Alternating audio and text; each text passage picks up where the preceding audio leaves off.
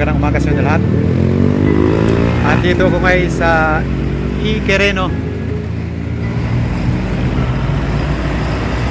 malapit sa Central Bank, dahil nag-apply tayo ng trabaho guys sa isang BPO company as a call center agent. So dumaan ako sa initial interview, tapos virtual interview, tapos noon first test ko yung typing. Kailangan maka 40 words per minute ako, pero nag-practice muna ako.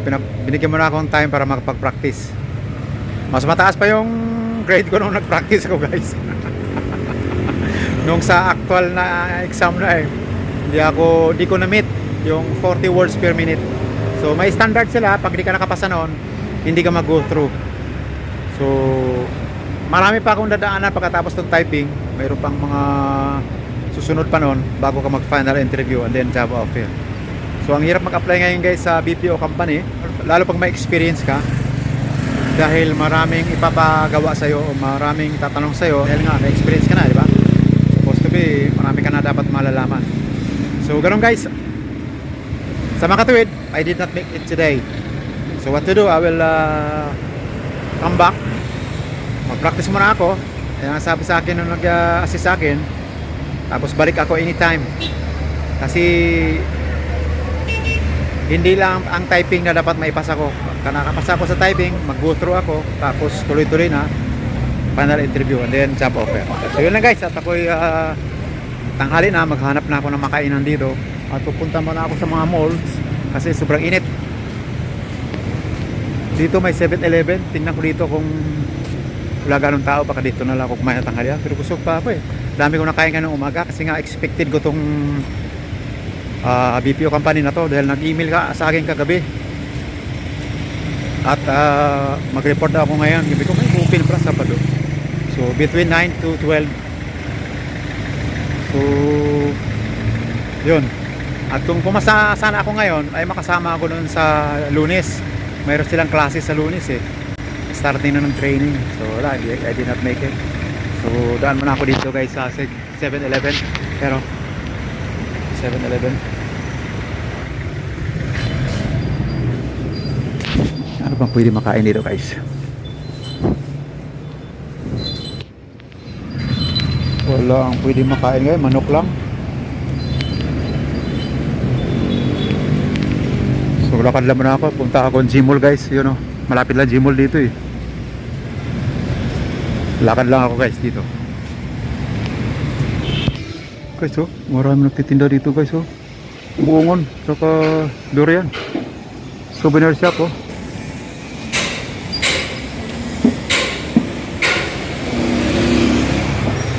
Madayaw Visitas Durian Restaurant. Gusto na ang durian dito guys mura lang pwede.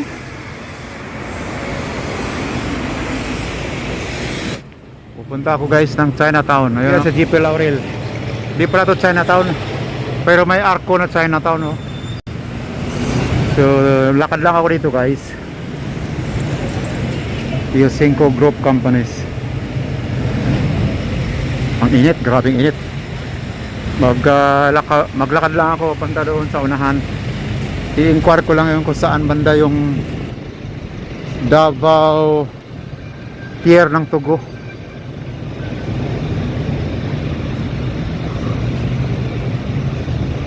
Grabing kainit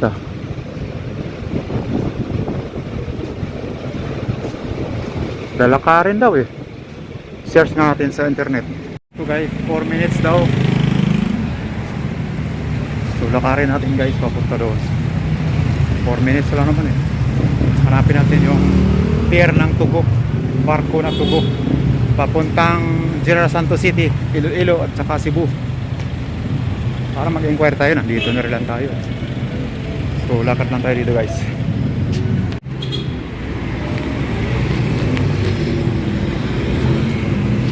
Medyo malayo pa guys, ang init.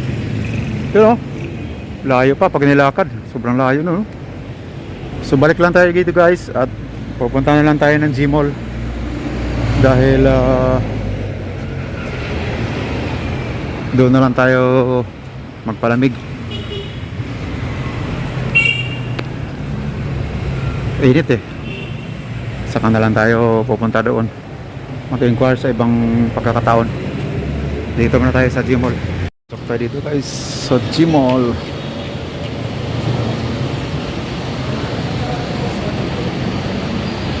So entrance ng Gmall.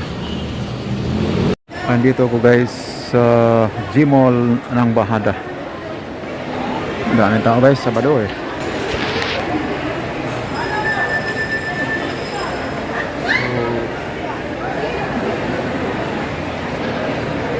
Masya lang ako dito guys. Tapos palamig lang ako sa loob. Marami ako nakita mga sale pero mahal pa din. Tingnan mo yung McDonald's guys, oh, maraming tao. Lalo na Jollibee, oh. Doon guys sa baba.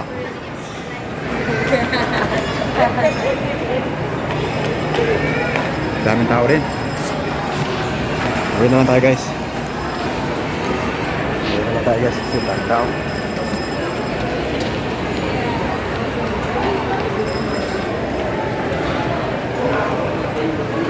Ito tayo exit. So guys, uwi na lang tayo guys. Maraming init. Nagpalamig lang ko sa loob.